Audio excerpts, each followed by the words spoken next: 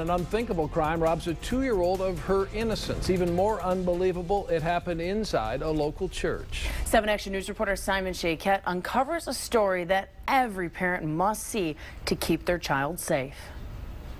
In a decade as a journalist, I've never seen a story quite like this. Tonight, we're exposing a vicious attack on a toddler at a local church. A sinister crime that has a mom fighting for justice and seeking answers from the church she grew up in and considered family. I really became active in the church when I was like 11, 12. They just been a big part of my life. For this 23-year-old mother, whose face we've blurred to protect her daughter's identity, family and faith have always come first.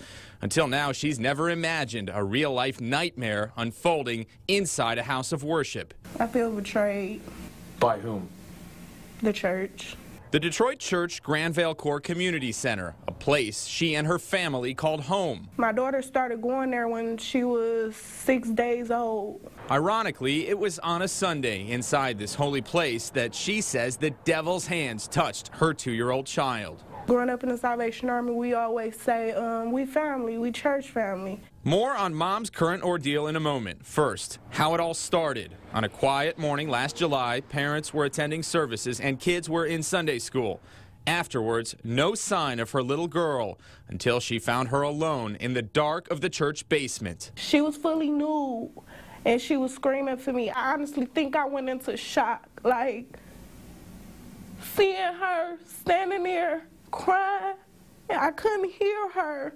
So I can only imagine how she felt, like my mom not here for me. Seconds later, the pastor was telling her, we don't need to call the police. You can't go up and down the street talking about this. We'll handle this tomorrow. But this mom says she had no intention of keeping quiet. When you went to Children's Hospital, did they confirm for you that, yes, your daughter had been sexually assaulted? The doctor examined her and everything, and she held me as if she knew me, and she said, I'm gonna need you to be strong.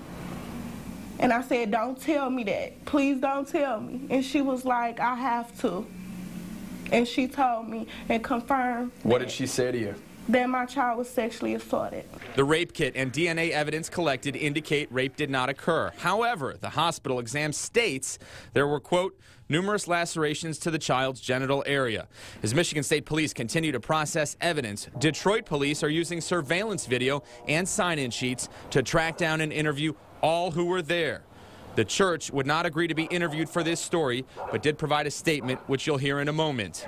So far, no arrests, no suspects, just frustration. What somebody suspects may have happened and what we're able to prove in court, or what we're able to have enough evidence to present to a prosecutor, are sometimes two different things. Mom not only wants this case solved, she wants the church to explain how her daughter ended up in that church basement naked and alone. How was my child able to get outside of her Sunday school teacher's eyesight? In her search for answers, she's now hired an attorney. While they have expressed concern for my client, they have not expressed concern for making sure that these things don't happen again. Thankfully, Mom says therapy and support from loved ones have helped. Nonetheless, a predator who prayed inside a church remains free, still on a mother's mind. These images go through my head of him doing this to another child.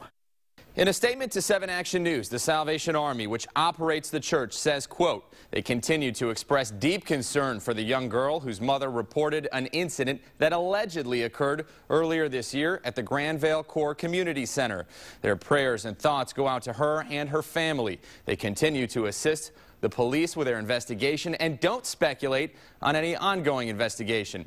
Now, so far, no lawsuit has been filed. You can count on us staying on top of this story to make sure this family gets the answers they deserve. Simon Shaykhet, 7 Action News.